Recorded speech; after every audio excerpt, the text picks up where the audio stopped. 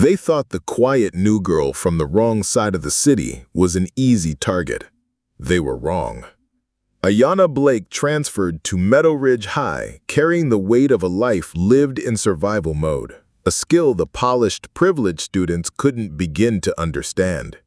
The bullies, led by the entitled Austin and his lackeys, saw her silence as weakness, escalating their cruelty from whispers to shoves.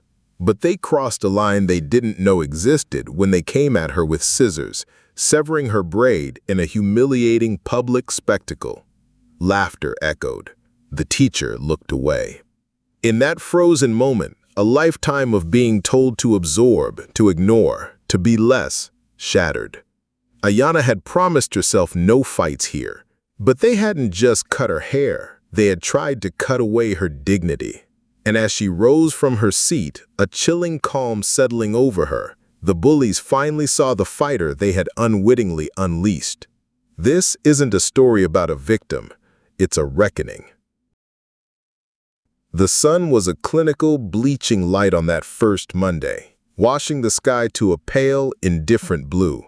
To Ayanna Blake, peering from the back seat of her mother's aging Honda, the suburb of Meadow Ridge looked sterile, untouched, as if every trimmed hedge and polished SUV had been arranged and scrubbed clean just moments before. Her mother's silence during the drive was a heavy, familiar thing. It had been this way for months. Meals eaten in quiet, doors closing a little too firmly, a coldness that had nothing to do with the weather. As they pulled into the school's circular drive, the building loomed, sharp and clean. A banner over the entrance declared, "Excellence through community." Ayanna stared at those words, her jaw clenched, her fingers curled against the cracked pleather of the door handle. "You'll be fine," she muttered, adjusting the rearview mirror, her gaze never quite meeting Ayanna's. No hug, no good luck. Just a nod at the institution and the subtle, impatient tap of her fingernails on the steering wheel. Ayanna stepped out, the door shutting with a soft thud. For a moment she stood alone, a statue amidst a stream of students who moved with effortless belonging of those who had known each other since kindergarten. Backpacks were slung carelessly, phones glowed in hands, laughter echoed. No one looked directly at her, yet she felt the invisible current of their assessment, the sideways glances, the whispered ripple in the air. She adjusted her backpack strap, lifted her chin a fraction, and walked through the front doors as if it didn't matter. The inside was a different world. It smelled of lemony disinfectant, not the harsh bleach and metal of her old school. The hallways were wide, the lockers a cheerful two-tone blue, the floors polished to a high-gloss shine. It was quiet in the wrong places, loud in the wrong ones. Her homeroom teacher, Miss Kendricks, greeted her with a smile that didn't reach her eyes. "Welcome, Ayanna. I've heard we've got a strong student joining us." The emphasis on the word felt like a label. Ayanna took her assigned seat in the back corner, fixing her gaze on the empty notebook before her, while muffled whispers floated around her. The first few periods passed in a blur of syllabi and staring eyes. At lunch, she carried her tray through the cafeteria like she was crossing a minefield. Most tables were clustered fortresses of friendship. She spotted an empty seat, only to have someone slide into it seconds before she arrived. No apology, just a lingering look. She finally settled at a lone table near the exit, eating in silence. That's when she first saw them. Austin Riddell with his perfect teeth and generational swagger, flanked by his shadows Kyle and Brandon.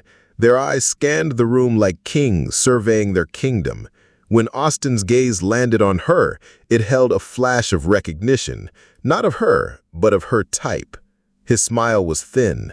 He nudged Brandon, who let out a low, amused whistle. Their heads leaned together, sharing a private joke. Ayanna didn't look away. She didn't smile.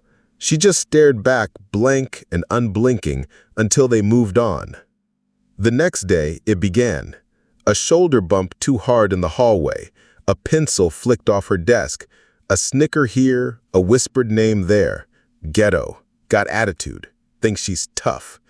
Ayanna said nothing. She kept her hands folded, her eyes on the clock, her mind retreating to the familiar, calming rhythm of muscle memory, how to roll her shoulders, shift her stance, listen for footwork. She'd promised herself no fights here. But the air grew thick with a low, crawling tension that promised this wouldn't stop until someone made it stop. It escalated in subtle, insidious ways. In chemistry, when she answered a question correctly, a voice hissed from behind her. Must have learned that in hood school. Kyle and Brandon chuckled. Yo, she probably got that answer trading crack for calculators. Ayanna heard every word. She didn't flinch. She'd learned that silence, held just right, could be heavier than any insult. Then came her locker, stuffed with torn paper. Scrawled across the fragments in black Sharpie, "Go back, nobody wants you here." She crouched, gathered the evidence, stuffed it into her backpack, and closed the locker with a soft, deliberate click. It was Principal Hughes who approached her later, his presence a calm, steady force. He was tall, clean-cut, his skin as dark as her father's, his eyes holding unspoken stories. "You doing all right here?" he asked, his voice low. "I'm good." "You sure? You're not invisible." "I never said I was." "No, you didn't. But I've seen that look before. The one that says, I know exactly how far I can be pushed before someone learns they picked the wrong one." For the first time, Ayanna felt a flicker of something other than isolation. "If anything crosses the line, you come to me. I'll handle it the right way." What's the right way? The way they don't expect. The final provocation came on a Wednesday, under a dull gray sky that pressed down on everything. The air in the school felt still and heavy. She felt their eyes on her all day. Austin leaning casually near her locker, Brandon and Kyle smirking and whispering in class. During sixth period art, the class was given free time. Ayanna was sketching shapes near the window, lulled by the quiet scratch of her pencil. She didn't hear Brandon move behind her. She didn't register the sound of the scissors until it was too late. A faint snip, a sharp tug at her scalp. She froze. Her hand came up slowly, her fingers brushing the nape of her neck. They came away holding the frayed ends of her braid. Behind her, Brandon was laughing, holding the severed plait like a trophy. "Thought you might want to lighten the load." The room erupted in shocked laughter and gasps. Austin's voice cut through, theatrical. "Damn, I didn't think you'd actually do it. You think she's gonna cry?" Ayanna didn't move. She stared at the hair in her hand, her body gone preternaturally still. The laughter seemed too loud, too sharp. "Don't take it personal," Brandon sneered closer now. "Just a joke. You're always so serious." That's when she stood. The chair scraped against the floor, a sound that hushed the room. She turned to face him, her expression unreadable. "Relax," he said, his bravado faltering. "It's not like it was real." "You think that makes it better?"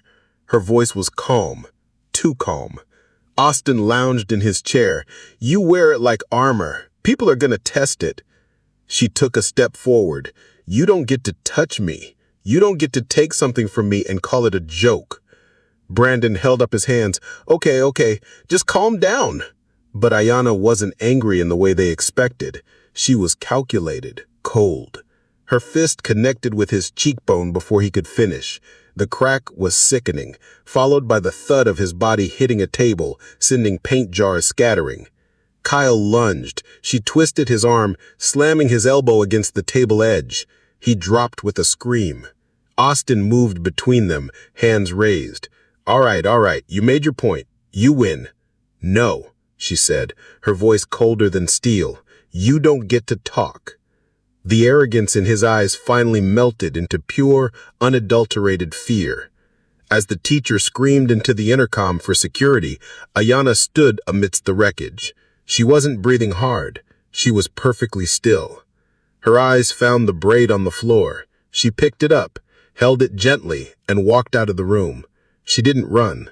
She walked calmly down the hall, her footsteps echoing, and waited silently for the security officers who rushed toward her. In Principal Hughes's office, she sat rigidly, the braid coiled in her hand. He dismissed the security staff and closed the door. "I read the report," he said evenly. "You attacked 3 students, one with a broken nose. Why?" "They cut my hair." He nodded, as if he had expected this. "I figured. I watched the security feed. You didn't run. You waited. That's not someone who just snapped." He leaned forward. "Most people will hear a black girl fought 3 white boys and think violence, rage, threat. I start asking what happened before the fight, what got laughed off, what teachers ignored." He exhaled slowly. "No one wants those questions answered." "I didn't want to fight," Ayanna said. "I wanted to finish the day, go home, breathe." "Then why didn't you walk away?" "Because I've walked away 100 times. I sat still and it only made them push harder, laugh louder.